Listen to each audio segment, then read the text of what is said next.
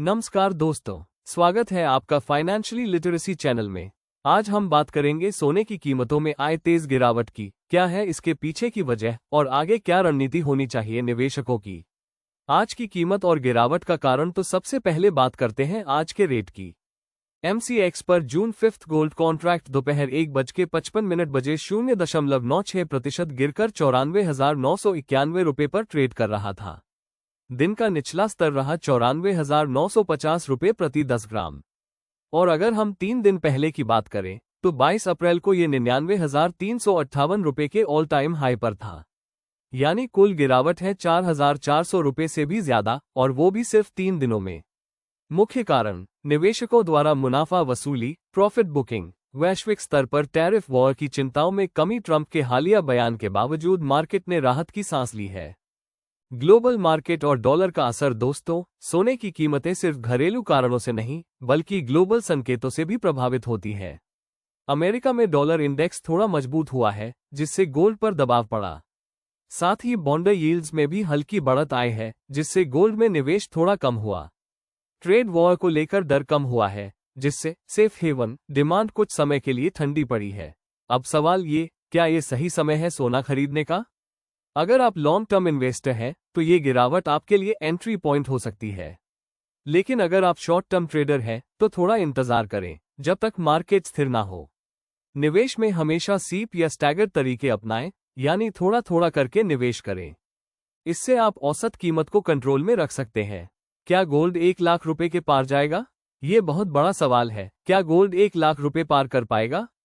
कई एक्सपर्ट्स का मानना है कि अगर अमेरिका ईरान टेंशन बढ़ा, फेड ब्याज दरों में कटौती करता है, डॉलर कमजोर होता है तो गोल्ड फिर से हाई की ओर लौट सकता है। लेकिन फिलहाल हमें अगले 2 हफ्तों तक ग्लोबल सेंटिमेंट और डॉलर की चाल पर नजर रखनी होगी। Past performance vs present view. पिछले 1 साल में सोने ने करीब 18% का रिटर्न दिया है, जो कि शेयर बाजार से कहीं ज्यादा है।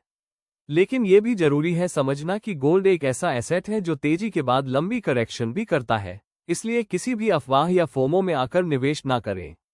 रिसर्च करें और समझदारी से निवेश करें। तो दोस्तों, ये था आज का पूरा विश्लेषण सोने की गिरती कीमतों पर। अगर आपको ये वीडियो उपयोगी लगा हो तो इसे लाइक, शेयर और चैनल को सब्सक्राइब जरूर करें। और कमेंट करके बताइए, क्या आप इस गिरावट में गोल्ड खरीदने का सोच रहे हैं?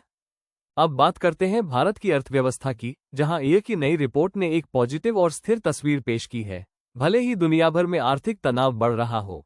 एक की इकोनॉमी वॉच रिपोर्ट के अनुसार भारत की अर्थव्यवस्था 2025-26 में 6.5% की स्थिर दर से बढ़ सकती है। ये ग्रोथ दर मजबूत घरेलू फंडामेंटल्स और कच्चे तेल की गिरती कीमतों के चलते मुमकिन मानी जा रही है।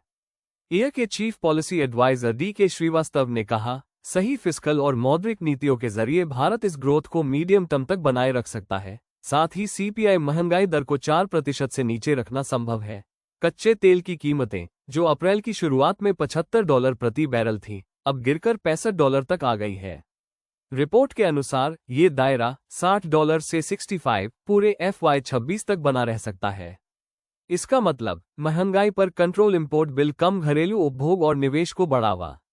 एयर रिपोर्ट ने 4 मुख्य बाहरी फैक्टर्स बताए हैं जो भारत की अर्थव्यवस्था को प्रभावित कर सकते हैं। निर्यात में कमी, सॉफ्टनिंग एक्सपोर्ट्स, वैश्विक मंदी का डर, ग्लोबल स्लोडाउन, कच्चे तेल की गिरती कीमतें, एक्सपोर्टिंग देशों में ओवर प्रोडक्शन। हालांकि ये जोखिम बने हुए हैं, लेकिन भारत की स्थिति तुलनात्मक रूप से मजबूत है। क्या रणनीति होनी चाहिए निवेशकों की?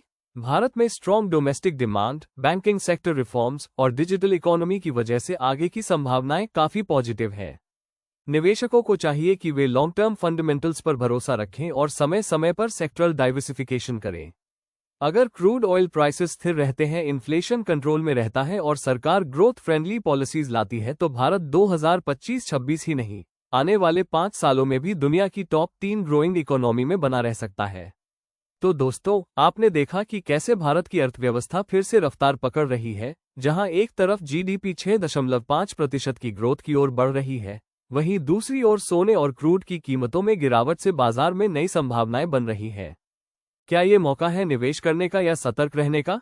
अपनी राय नीचे कमेंट में जरूर बताएं। अगर आपको ये वीडियो जानकारीपूर्ण और उपयोगी लगा हो तो इसे लाइक करें, अपने दोस्तों और परिवार के साथ शेयर करें और ऐसे ही और वीडियो के लिए चैनल फाइनेंशियली लिटरेसी को सब्सक्राइब करना ना भूलें। मिलते हैं अगले वीडियो में एक और नए अपडेट के साथ। तब तक के लिए स्मार्ट बनिए, सतर्क रहिए और निवेश में समझदारी दिखाइए। जय हिंद, जय भारत।